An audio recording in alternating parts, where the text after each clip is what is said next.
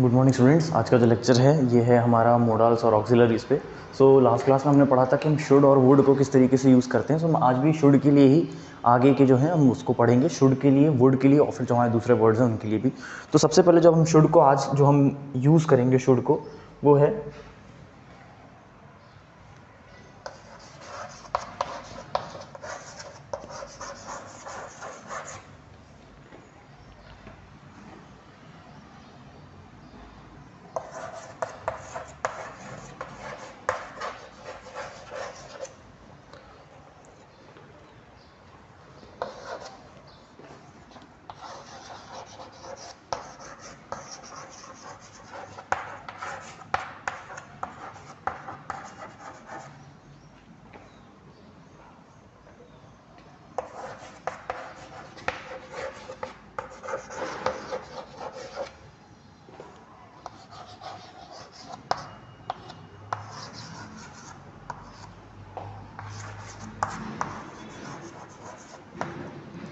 सबसे पहले देखिए हम कि शुड को यहाँ पे इस्तेमाल करेंगे कि it is used to express a supposition that may not be true. यानी कि शुड को हम ऐसे सपोजिशन मतलब होता है कि अज्यूम कर लेना यानी कि ऐसा मान लेना कि जो चीज़ हकीकत में है नहीं, that may not be true यानी कि ऐसी चीज़ मान लेना जो हकीकत में नहीं होती। तो उस चीज़ को भी हम रिप्रेजेंट करने के लिए जो है हम शुड वर्ड का यहाँ पे इस्तेमाल करेंगे।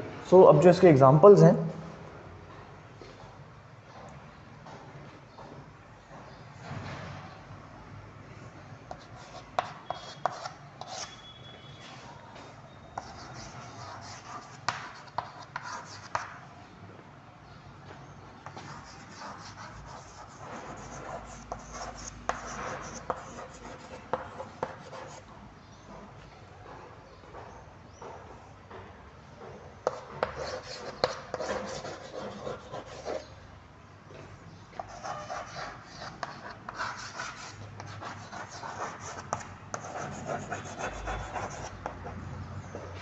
तो देखिए जो सबसे पहला एग्जांपल है इसका ये है कि if it should rain they will not come. यानी कि अगर बारिश होती है, तो देखिए आप यहाँ पे कि हमने सपोज़ किया है, सपोज़ करने से मतलब कि यहाँ पे हमने मान लिया ऐसा कि अगर बारिश होती है, कि इफ़ इट शुड रेन, कि अगर बारिश होती है। यहाँ पे देखिए हमने शुड वर्ड का इस्तेमाल यहाँ पे किया है, दे विल नॉट कम। यानी कि अगर ऐसा कोई चीज़ होती, अगर बारिश होती तो वो लोग नहीं आएंगे।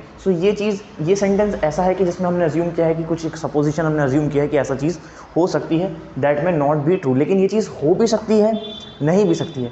That may not be true, देखिए मे से मतलब ये कि ये नहीं भी हो सकती, यानी इसमें भी चांसेस हैं दोनों चीज़ों के कि ये हो भी सकती है और साथ साथ ये नहीं भी हो सकती है। तो यहाँ पे हमने यूज़ किया है मे, यानी कि दे विल नॉट कम, कि अगर बारिश होगी तो नहीं आएंगे, लेकिन अगर बारिश हो गई, अगर बारिश हो गई तो नहीं आएंगे, लेकिन अगर बारिश नहीं हुई तो वह आ जाएंगे। तो यानी यहाँ पे दोनों कंडीशन है। ऐसी कंडीशंस को इनके सेंटेंसेस फॉर्म करने के लिए भी हम शुड वर्ड का इस्तेमाल करते हैं। तो इसको आप नोट कर लीजिए।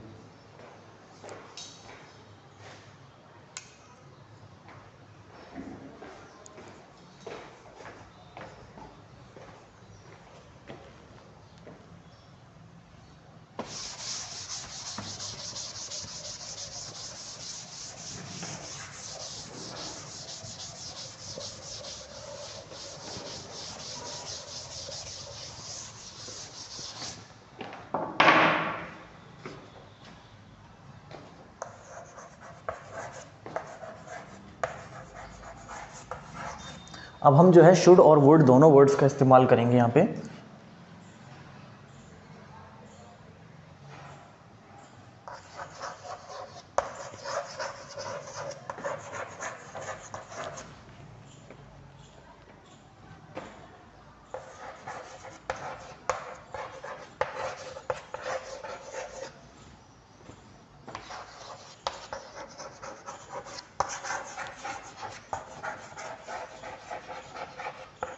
यानी कि शुड और वुड जो है, कुछ और एग्जांपल्स भी है हमारे पास जहाँ पे हम शुड और वुड का इस्तेमाल हम करेंगे। अब देखिए आपकी जो सबसे पहला जो एग्जांपल है हमारा, जो फर्स्ट है, ये एक पोलाइट फॉर्म में हम ले रहे हैं। पोलाइट फॉर्म यानी कि हम जिसमें कि हम एकदम बहुत ही तमीज़ से बात करते हैं, किसी से हम बिल्कुल नॉर्मली ही बात करते हैं, किसी से हम बिल्कुल शांत रूप से बात करते हैं, उसको हम कहते हैं पोलाइट मैनर। तो इसको हम एक पोलाइट फॉर्म में लेंगे।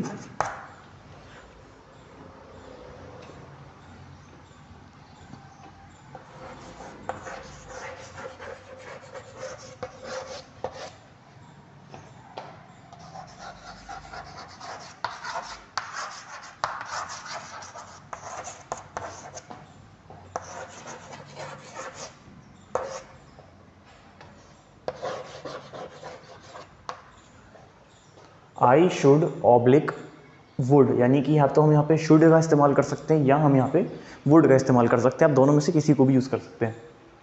तो I should like to help her, यानी कि मैं उसकी मदद करना चाहता हूँ, या फिर I would like to help her, यानी कि मैं उसकी मदद करना चाहता हूँ। यहाँ पे दोनों का मीनिंग सेम ही निकलेगा। तो आप दोनों में से किसी भी वर्ड को यहाँ पे चूज़ करके आप जो है सेंटेंस को फॉर्म कर सकते हैं। यानी कि अगर किसी भी पोलाइट मैनर में आपको कोई सेंटेंस फॉर्म करना है तो भी आप जो है शुड और वुड का जो है यूज़ आप यहाँ पे कर सकते हैं। जो सेकेंड एग्जाम्पल हो जाएगा हमारा,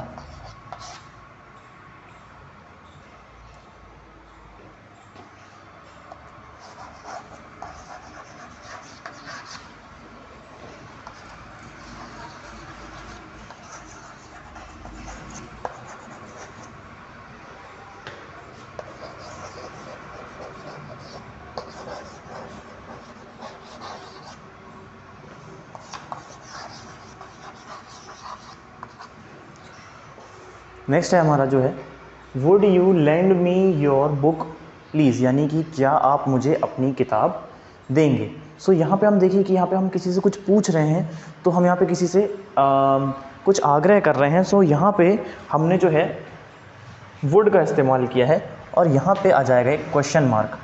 हम यहाँ से किसी से कुछ पूछ रहे हैं कि क्या मैं आपकी किताब ले सकता हूँ। लैंड करना मतलब कि किसी से मांगना, उधार मांगना। तो यहाँ पे हम आग्रह कर रहे हैं, तो इसलिए हमने यहाँ पे यूज़ किया है वुड।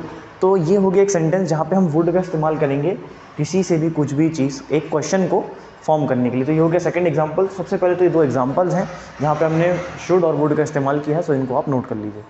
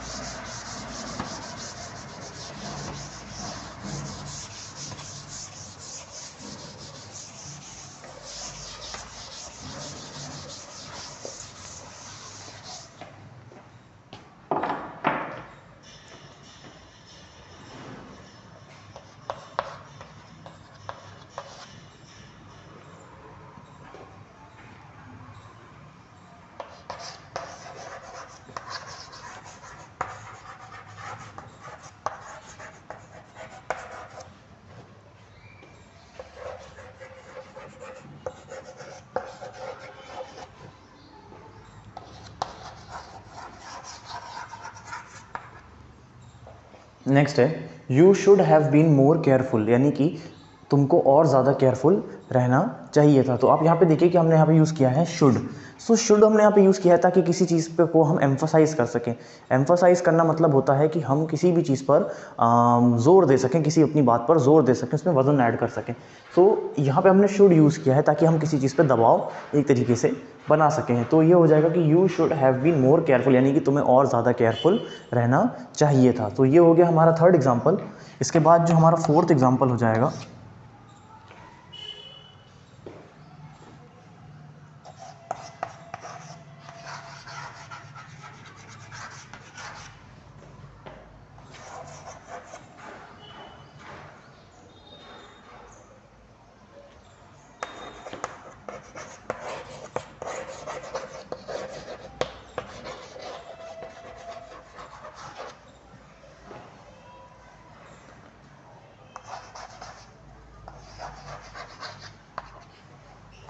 नेक्स्ट जो सेंटेंस है हमारा ये है कि he should be in the library now, यानी कि जब हम प्रेजेंट टेंस के सेंटेंसेस को फॉर्म करने के लिए जो हम यूज़ कर रहे हैं इनको, तो यहाँ पे आप देखिए कि ही शुड बी यानी कि उसको लाइब्रेरी में ही होना चाहिए अभी। नाउ यानी कि अभी उसको लाइब्रेरी में ही होना चाहिए। तो जब हम बिल्कुल प्रेजेंट टेंस की बात कर रहे हैं तो वहाँ पे भी हम किसी भी नॉर्मल से सेंटेंस को फॉर्म करने के लिए भी हम शुड का जो है यहाँ पे यूज़ कर सकते हैं। तो ये दो और एग्जांपल्स हैं, इनको भी आप नोट कर लीजिए।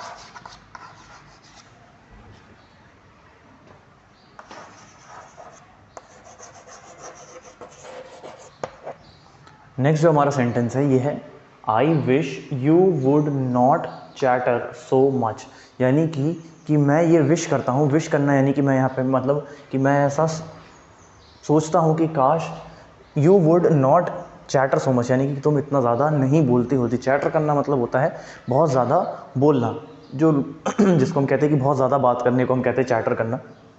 तो हम यहाँ पे देखिए कि हम यहाँ पे एक विश को रिप्रेजेंट कर रहे हैं कि काश ऐसा होता, तो वहाँ पे जहाँ पे हमको विश रिप्रेजेंट करनी होगी वहाँ पे हम वुड का यूज़ करेंगे। सो ये हमारा फिफ्थ सेंटेंस है जहाँ पे हमने किसी एक विश को रिप्रेजेंट करने के लिए हमने वुड का इस्तेमाल किया है। सो ये आखिरी हमारा एग्जाम्पल था, इसको भी आप नोट कर लीजिए।